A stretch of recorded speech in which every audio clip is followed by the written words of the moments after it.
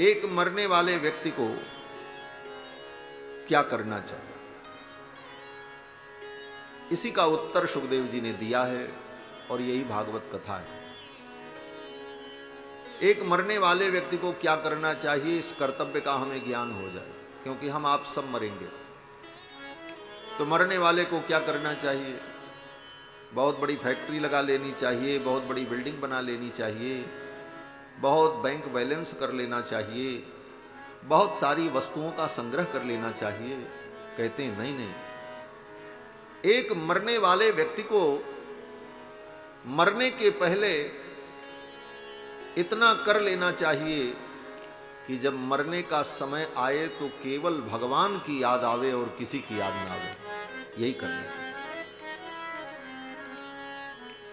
राजा परीक्षित सुखदेव जी कहते हैं कि बरीयाने सते प्रश्न, हे राजन तुम्हारा प्रश्न बहुत श्रेष्ठ है।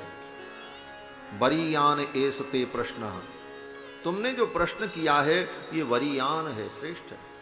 ऐसा ही प्रश्न करना चाहिए। प्रश्न करना भी सबको नहीं आता है। पहली बात तो सुखदेव जैसे महापुरुष जीवन में मिले ये बड़ा दुर्लभ है, और अगर मिले आपको कोई महान संत, कोई भगवत भक्त, कोई ज्ञानी पुरुष मिले तो उनसे क्या पूछना चाहिए ये पूछना भी लोगों को नहीं आता। लोग क्या पूछते हैं, बोले महाराज बेटे का ब्याह नहीं हो रहा है, बेटे का ब्याह कब होगा? महाराज फैक्ट्री बंद हो गई है, फैक्ट्री कैसे चलेगी? एक मामला बहुत बेतुका फंसा हुआ है, वो ठीक कैसे होगा?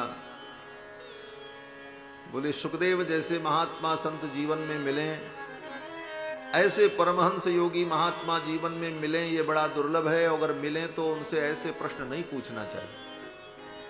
उनसे ये पूछो भगवान के चरणों की भक्ति कैसे मिलेगी, भगवान का दर्शन कैसे होगा, हमारा ये मानव जीवन सफल कैसे होगा, ये मानव जीवन क्यों मिला है, इस जीवन को पा करके हमें क्या करना चाहिए, इस प्रकार का प्रश्न पूछना चाहिए। ऊट पटांग प्रश्न नहीं पूछने चाहिए। लोग ऐसे ऐसे प्रश्न करते महाराज की।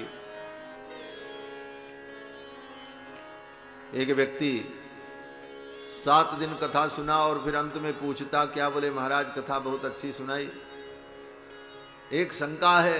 बोले क्या शंका? बोले महाराज रामायण की कथा हो रही थी, महात्मा कथा सुना रहे थे, 7 दिन तक कथा सुनी और फिर अंत में उसने कहा महाराज कथा आपने बड़ी सुंदर सुनाई, एक शंका। बोले इतनी कथा सुनाने के बाद भी तुम्हारी शंका नहीं मिटी? बोले महाराज सब शंका मिट गई, एक ही शंका बची है। बोले क्या? बोले एक बात आप स्पष्ट बता दो, रावण राक्षस था कि राम जी राक्षस थे? महात्मा ने कहा धन्य हो, 7 दिन कथा सुनने के बाद तुमको ये भी नहीं समझ में आया तो मैं क्या बताऊं? बोले महाराज बता दो, रावण राक्षस था कि राम जी राक्षस थे? महात्मा ने कहा न रावण राक्षस था न राम जी राक्षस थे, एक राक्षस तुम हो एक मैं हूं। 7 दिन मैंने तुमको कथा सुनाया और तुम समझ नहीं पाए।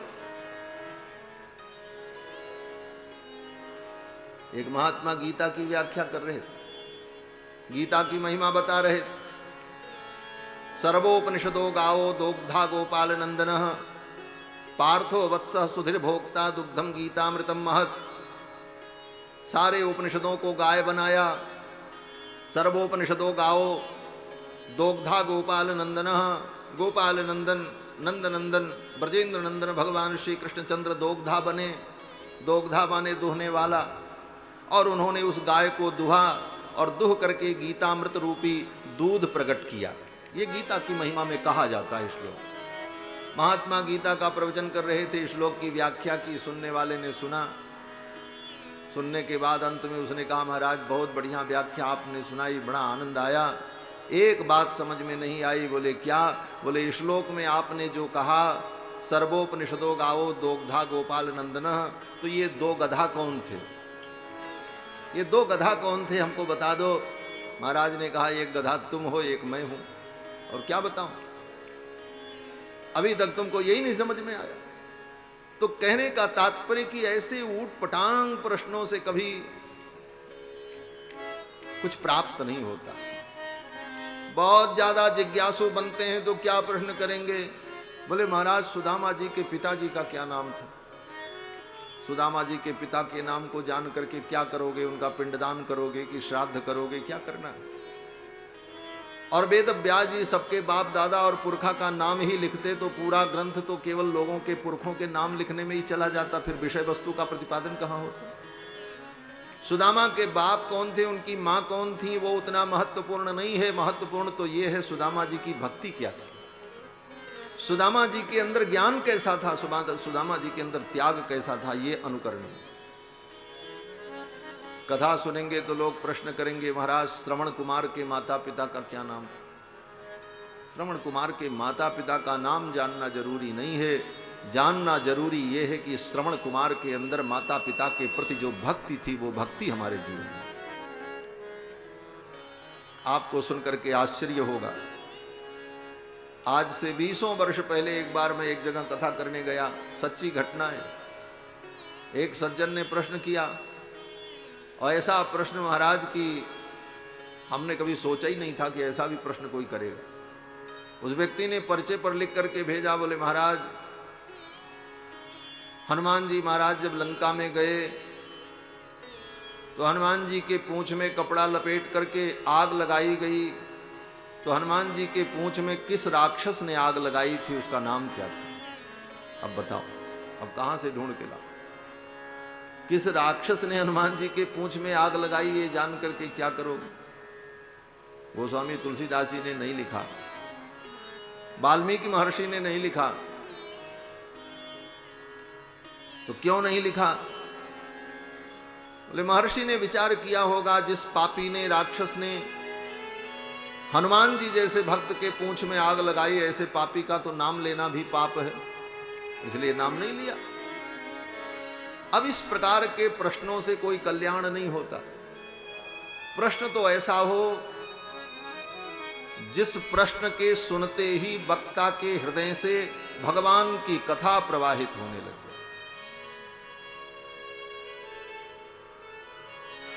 पार्वती जी ने जब प्रश्न किया कि भगवान कौन है, भगवान अवतार क्यों लेते हैं, ये सब प्रश्न जब पार्वती जी ने किया तो भगवान शंकर का मन प्रसन्न हो गया और भगवान शंकर ने कहा, पूछे रघुपति कथा प्रसंगा, सकल लोक जग पावनी गंगा। आपने ऐसा सुंदर प्रश्न किया, आपके इस प्रश्न के उत्तर से सारा लोक पवित्र हो गया। बरी आने सते प्रश्न, यहां पर सुखदेव जी भी कहते, राजन तुमने बहुत सुंदर प्रश्न किया। कृतो लोक हितम नृप, तुम्हारे इस प्रश्न से केवल तुम्हारा ही हित नहीं होगा, अपितु लोक का हित होगा, सबका हित होगा। और सुखदेव जी ने कहा, राजन सुनने के लिए तो बहुत विषय है। श्रोतव्यादीनि राजेंद्र नृणाम संति सहस्रशः, सुनने के लिए तो हजारों विषय है। कव्वाली सुनो, गाना सुनो, चुटकुले सुनो, फुहड़पन सुनो, सुनने के लिए कमी है और सुन ही रहे लोग, जिसको जो सुनना है वो सुन रहा है। सुनने के लिए तो हजारों विषय। श्रोतव्यादीनि राजेंद्र नृणाम संति सहस्रशः, लेकिन क्या सुनना चाहिए? सुखदेव जी कहते हैं, ये मानव जीवन कैसे सफल हो, उस ज्ञान को सुनना चाहिए। मानव जीवन की सफलता किसमें है? तो सुखदेव जी कहते हैं, राजन ये मानव जीवन बड़ा दुर्लभ है, ये बार बार नहीं मिलता, कभी कभी मिलता। आज आपको मिला है,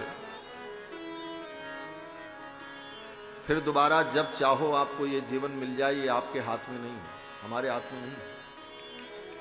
आज मिला हुआ है, ये भगवान की कृपा है। इसीलिए गोस्वामी जी महाराज कहते हैं कबहू की करी करुणा नर देहि, कबहू की करी करुणा नर देहि। तेत ईस बिनु हेतु सनेही, तेत ईस बिनु हेतु सनेही। तेत ईस बिनु हेतु सनेही। तेत ईस बिनु हेतु सनेही। कबहू की करी करुणा नर देहि, कबहू की करी करुणा नर देहि, कबहू की करी करुणा। भगवान जब करुणा करते तब ये नर्तन मिलता है। ये नर्तन मिला, इसके लिए आपने भगवान को कोई प्रार्थना पत्र नहीं लिखा था, आपने कोई सिफारिश नहीं लगाई थी, आपने कोई घूस नहीं दिया था कि हमारा ये काम कर दो, हमको आदमी बना दो। भगवान ने कृपा करके बनाया, और उसमें भी कितनी बड़ी कृपा कि मनुष्य बनाया। मनुष्य तो पृथ्वी पर बहुत है। भगवान ने आपको भारत में पैदा किया मानव रूप, नहीं तो भगवान पैदा कर देते अफ्रीका में, युगांडा में, वो भूत जैसे सब आदमी होते हैं उस देश में। भगवान ने कृपा की, भारत जैसे देश में जन्म दिया। और उसके बाद भी भारत में भी बहुत सारे पापी मलेच्छ हैं, लेकिन यहां भी ऐसे कुल में भगवान ने जन्म दिया जो सनातन परंपरा का निर्वाह करने वाला, ऐसे सनातन वैदिक धर्म की परंपरा में हमको आपको भगवान ने जन्म दिया। ये उससे भी बड़ी। उसके बाद भगवान ने हाथ पैर नाक कान सारे अंग प्रत्यंग सुव्यवस्थित दिए, सारे संसाधन दिए, सोचने समझने की क्षमता दी, नहीं समझ पाओ तो समझाने वाले दिए। इसके बाद भी भूल जाओ तो ग्रंथ, वेद शास्त्र रामायण गीता भागवत जैसे ज्ञान के भंडार प्रदान किए। इसके बाद भी अगर हम अपना कल्याण न कर सके तो हमसे बड़ा अभागा कौन हो। कबहू की करी करुणा नर देहि, देत ईश बिनु हेतु सने।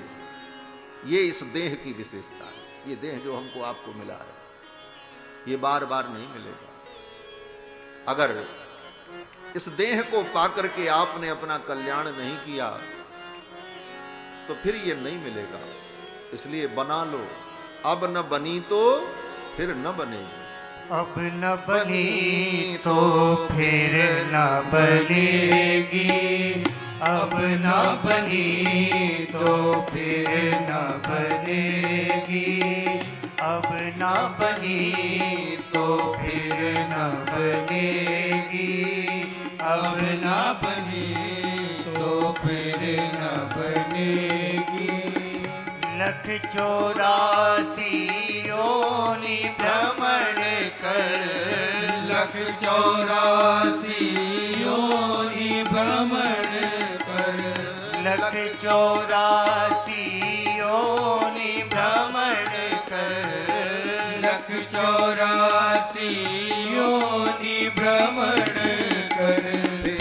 फिर जम से रार ठनेगी, फिर जम से रार ठनेगी। अब न बनी तो फिर न बनेगी, अब न बनी तो फिर न बनेगी। नर तन बार बार नहीं मिलता, नर तन बार बार नहीं मिलता, नर तन बार बार नहीं मिलता, नर तन बार बार नहीं मिलता। फिर जन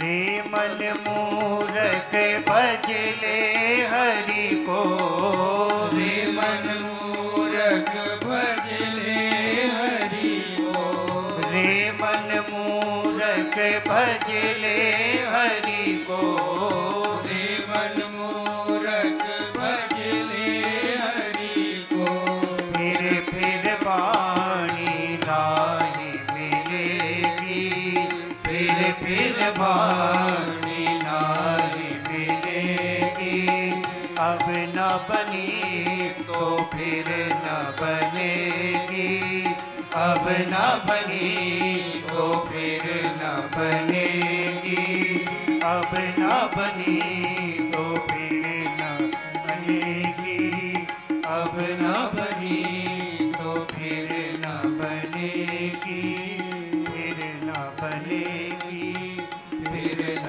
बनेगी। ये मानव तन की दुर्लभता, नर तन बार बार नहीं मिलता, ये बार बार नहीं मिलता। एक विशेषता ये इसकी है, और इसकी दूसरी कमी क्या है? तो कहते हैं इसकी कमी ये है तो बहुत अच्छा नर्तन, बड़े भाग्य से मिला, भगवान की कृपा भई तो मिला, और इस शरीर से आप चाहो तो नरक भी पा सकते हो, ऐसे काम करो कि नरक हो जाए, और इस शरीर से ऐसा काम करो कि आपको स्वर्ग भी मिल सकता है। इस शरीर से आप ऐसा काम करो कि आप देवता बन जाओ, ये भी हो सकता है। इस शरीर से आप कुछ ऐसा काम करो कि संसार से मुक्ति मिल जाए, भगवान के पार्षद बन जाओ, बोले ये भी हो सकता है। ये सारी संभावनाएं मानव जीवन में निहित है। ये तो इसकी विशेषता है, लेकिन इसकी एक खामी क्या है? बोले खामी ये है कि कब ये शरीर आपका छूट जाए, आपसे छीन लिया जाए, इसका कोई ठिकाना नहीं है। बहुत अच्छा, लेकिन अगले क्षण रहेगा कि नहीं रहेगा, इसका कोई ठिकाना नहीं। ये जीवन अनित्य है, अगले क्षण का कोई ठिकाना नहीं है। एक पल में क्या होगा पता नहीं है। महात्मा लोग कहते हैं खबर नहीं पल की, और बात करें कल की। कल की बात करते हैं, कल करेंगे, परसों करेंगे, लगता है जैसे सदा रहेंगे यहीं। काल करे सो आज कर, आज करे सो अब, पल में परलय होएगी, बहुरी करोगे कब। अच्छे काम कर लो, भगवान की भक्ति कर लो। कब से करें? बोले अभी से। अरे कोई मुहूर्त उहूर्त देखें तब शुरू करें? बोले कदापि नहीं। सब काम के लिए मुहूर्त देखो, लेकिन भगवान की भक्ति के लिए कोई मुहूर्त नहीं। राम की शरण जाए साइत सुदिन न हेरिए, गोस्वामी तुलसीदास जी कहते हैं। भगवान की शरण में जाने के लिए साइत और सुदिन देखने की जरूरत नहीं। क्यों? बोले जीवन का कोई ठिकाना नहीं। लोग मुहूर्त देखते हैं। क्या मुहूर्त? बोले एक मुहूर्त सबका बना हुआ है पहले से। क्या? बोले अब रिटायर हो जाएं, अमुक अमुक काम कर लें, बेटा बेटी की शादी वादी कर लें, फिर तो भजन ही करना है। ये तय कर रखा है। अब पता लगा सब करते करते कहीं दुनिया ही से रिटायर हो गए तो जो करना था वो भी नहीं कर पाओ। ये जीवन अनित्य है। अनित्यम असुखम लोकम इमं प्राप्य भजस्व माम। गीता में भगवान कृष्ण कहते हैं इस अनित्य जीवन को, अनित्य संसाधन को पाकर के मेरा भजन करना। तो ये मानव जीवन की दो विशेषता। एक विशेषता कि ये बड़ा दुर्लभ है, बहुत अच्छा जीवन है, और इस जीवन से आप बड़ी से बड़ी उपलब्धियां प्राप्त कर सकते हैं। यहां तक कि आप इस मानव जीवन को पाकर के ज्ञान विज्ञान संपन्न होकर के अगर भगवान में मिलना चाहते हैं तो सायुज्य की भी प्राप्ति हो जाएगी। जैसे एक बूंद पानी समुद्र में गिर जाए तो बूंद कहाँ गई? बोले समुद्र बन गई। उसी प्रकार ये जीवात्मा अपने ज्ञान विज्ञान के द्वारा भगवान में विलीन होकर के भगवत स्वरूप को प्राप्त कर ले। ये चरम स्थिति है, ये मानव जीवन के मार्ग से ही मिले। लेकिन इसके साथ साथ ये जीवन अनित्य है।